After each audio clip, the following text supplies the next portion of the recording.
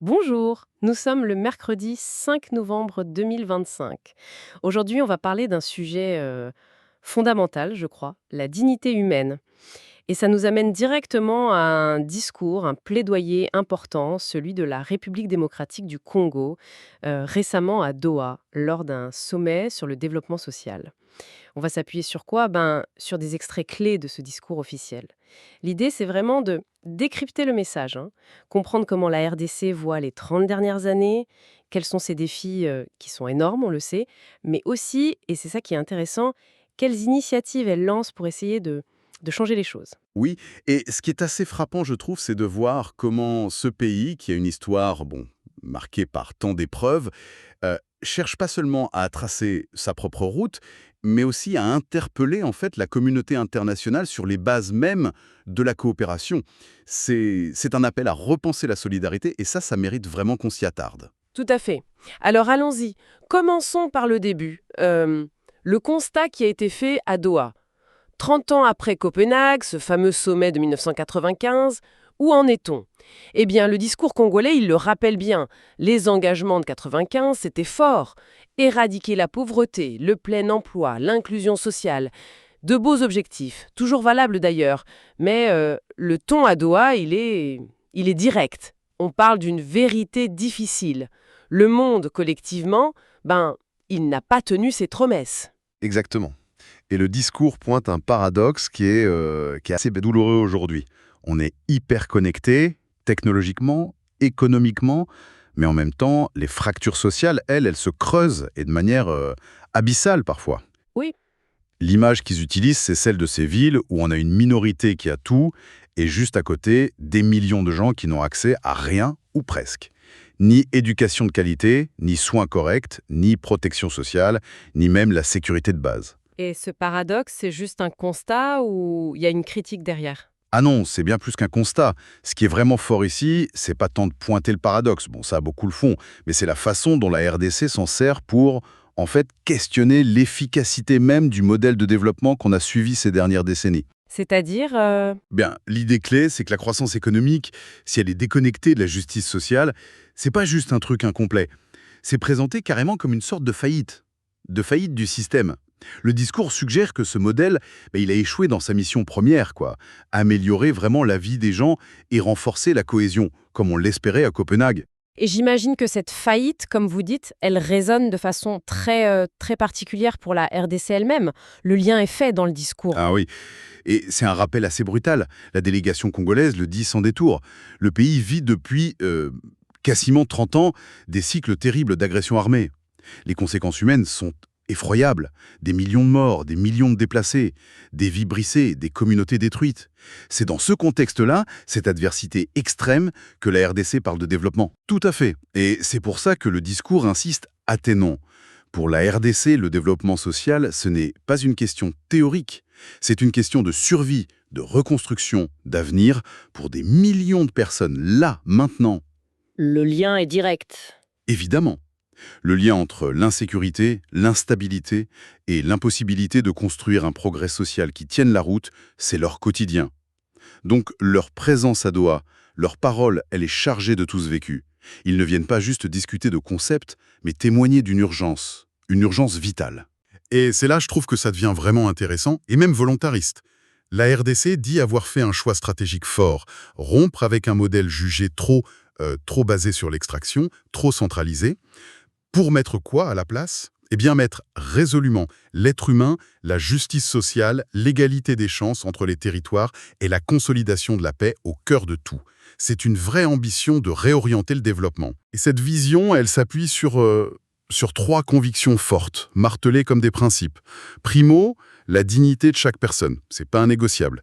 Secondo, l'égalité d'accès aux droits fondamentaux, l'école, la santé, un travail décent, c'est la condition de cette dignité. Et tertio, et ça c'est crucial pour eux, pas de paix durable sans justice sociale.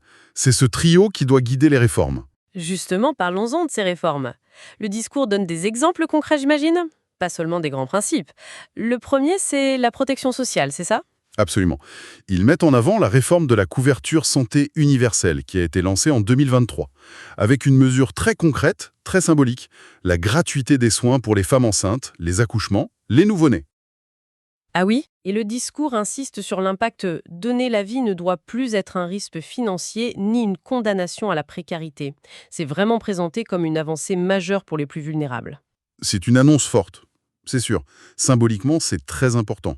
Maintenant, la question qui se pose toujours avec ce genre de mesures, surtout dans un contexte comme la RDC avec des ressources limitées, des défis logistiques énormes, c'est la mise en œuvre. Est-ce que ça suit sur le terrain? Oui, la question de l'effectivité. Exactement. Décréter la gratuité, bon, c'est une étape, mais assurer que les soins sont vraiment disponibles et de qualité, partout, c'est un autre défi. Il est colossal. Est-ce que le discours en parle de cette difficulté de mise en œuvre ou de la soutenabilité? Pas dans les extraits qu'on n'a pas en détail, mais l'ampleur des autres réformes qu'ils mentionnent suggère qu'ils sont conscients qu'il faut une approche globale, systémique. La gratuité de la santé, ça s'inscrit dans un effort plus large. Comme l'éducation, par exemple. C'est le deuxième grand chantier évoqué? Oui, avec une mesure phare un peu similaire, la gratuité de l'enseignement primaire, mise en place depuis 2020. Et là, ils avancent un chiffre d'impact qui est considérable. Plus de 5 millions d'enfants qui ont pu aller à l'école ou y retourner. 5 millions. Oui. Le discours utilise une image forte. 5 millions d'histoires individuelles qui ne basculeront pas dans l'analphabétisme et l'exclusion. C'est énorme, bien sûr. L'ambition est là, elle est louable. Après, comme pour la santé, le défi de la qualité est immense. Il faut les profs, il faut les former, il faut les bâtiments, le matériel. La gratuité, ça lève une barrière, c'est essentiel, mais ça ne règle pas tout, loin de là. Le discours semble savoir d'ailleurs parce qu'il mentionne aussi un programme national d'alimentation scolaire qui est en train d'être déployé. L'idée, c'est de combattre l'abandon scolaire qui est souvent lié à la pauvreté, à la faim, tout simplement. Ah oui, ça c'est important. Ça montre une approche un peu plus intégrée des problèmes, non? Oui, c'est juste. L'alimentation scolaire, ça peut être un levier très puissant pour garder les enfants à l'école, surtout les plus pauvres. Ça montre qu'ils essayent de s'attaquer aux causes profondes, pas juste aux symptômes de la déscolarisation. Troisième grand axe présenté, la cohésion territoriale. La RDC, c'est un pays immense, un continent presque. Et le discours le reconnaît. Cette immensité, ça a souvent voulu dire des inégalités criantes entre les villes et les campagnes, les zones reculées. Et pour lutter contre ça, le gouvernement a lancé en 2023 un programme qui a l'air très ambitieux, hein, le programme de développement local des 145 territoires, le fameux PDL 145T. L'objectif clair, c'est de reconnecter tout le pays, réduire les écarts, ramener les services de base là où ils manquent depuis trop longtemps. Hmm. Et pour montrer que ce n'est pas juste des mots, le discours donne des chiffres sur la première phase. Il prévoit de construire 2136 ouvrages de Goa, des écoles, des centres de santé, des bâtiments administratifs. Et au moment où il parlait, à Doha, 101 étaient finis et plus de la moitié du reste était en cours. Le message, c'est l'État, les services publics doivent être présents partout. Ce programme, il est intéressant parce qu'il a deux jambes, si on veut. Il y a le côté dur, les infrastructures. Bon, ça se voit, c'est nécessaire. Mais le discours insiste aussi sur une autre dimension, plus douce, qu'ils appellent la dignité économique. La dignité économique. Oui, l'idée c'est que le PDL 145T, ça doit aussi servir à soutenir les petits producteurs locaux, à organiser les filières agricoles, à booster l'économie de proximité, à créer des emplois décents dans les territoires mêmes. Bon. Voilà, c'est ça. C'est une tentative, en tout cas dans l'intention, de partir des besoins locaux, des potentiels locaux, de redonner un peu de pouvoir d'agir aux communautés, de pas juste imposer un modèle unique venu d'en haut. L'exemple qu'il donne est simple, mais il parle.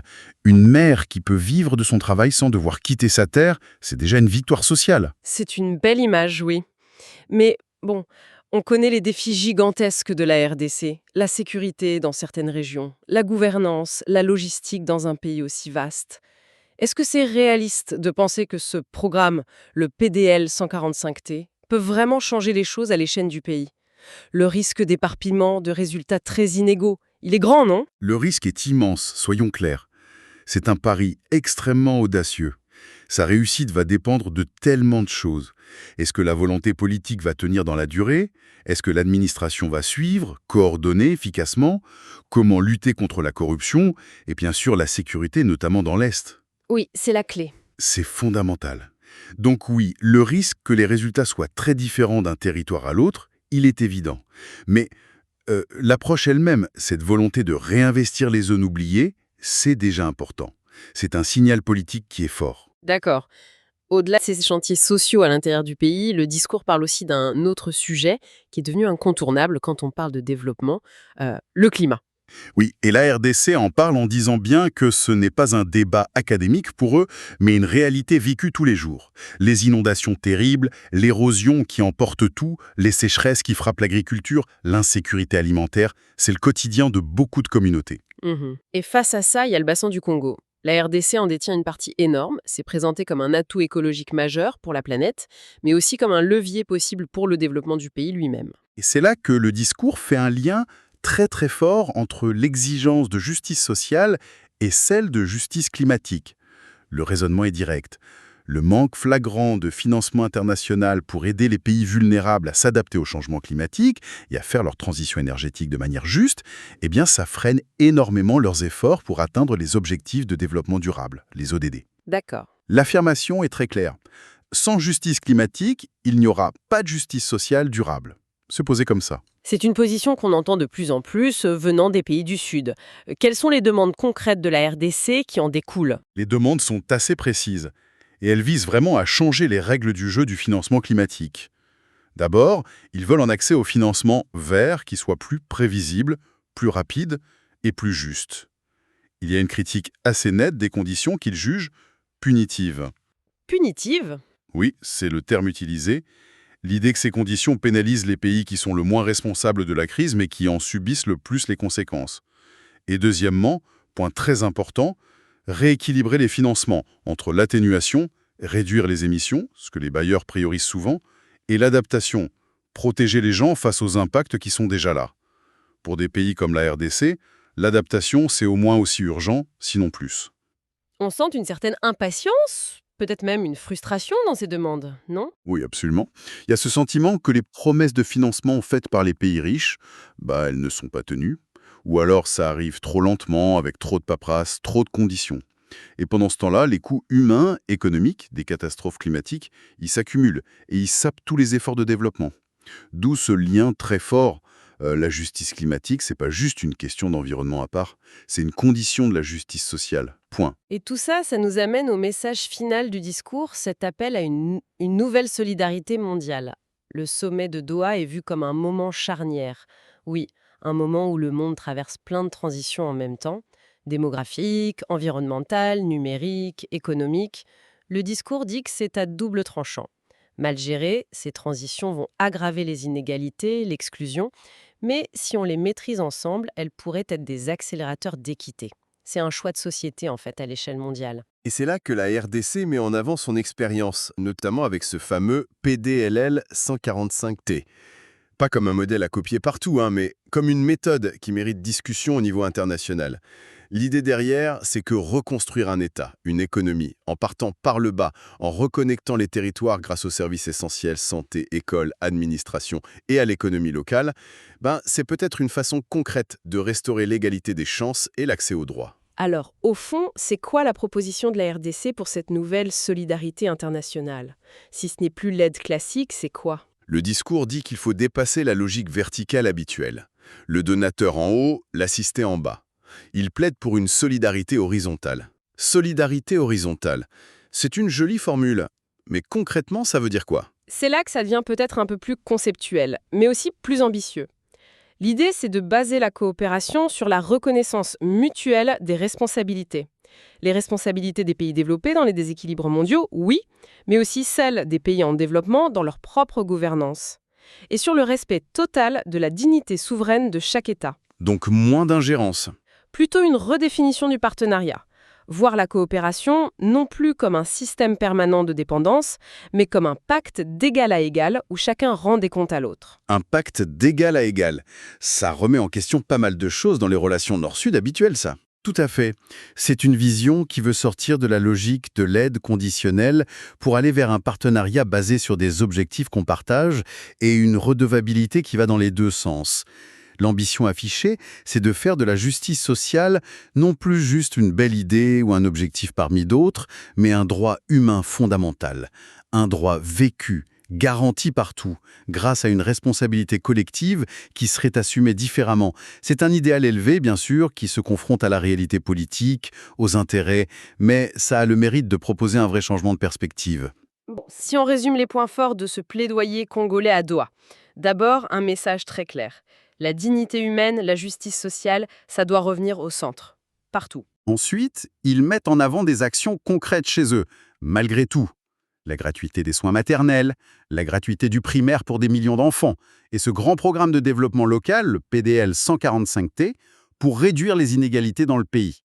Troisièmement, ce lien très fort affirmé entre justice sociale et justice climatique, avec des demandes précises pour changer le financement international, surtout pour l'adaptation. Et puis, cet appel final a transformé la coopération internationale elle-même, passer de l'aide un peu asymétrique à un vrai partenariat d'égal à égal, basé sur le respect et la responsabilité partagée. Une vision forte, portée par un pays qui est au cœur de tellement d'enjeux mondiaux. Oui, en effet. Et ça nous laisse avec une question de fond, une pensée, peut-être pour terminer. Ce discours de la RDC, comme d'autres voix du Sud, il dessine une vision exigeante de la solidarité. La question qui reste, c'est comment est-ce que la communauté internationale, concrètement, au-delà des beaux discours dans les sommets, peut traduire cette idée de solidarité horizontale, de pacte d'égal à égal, dans ses institutions, ses financements, ses pratiques de tous les jours. Comment faire pour que la justice sociale devienne vraiment ce droit vécu partout, comme le souhaite la RDC? Une question essentielle, en effet, qui mérite réflexion. Voilà qui conclut notre exploration des perspectives congolaises sur le développement social. Merci de nous avoir suivis.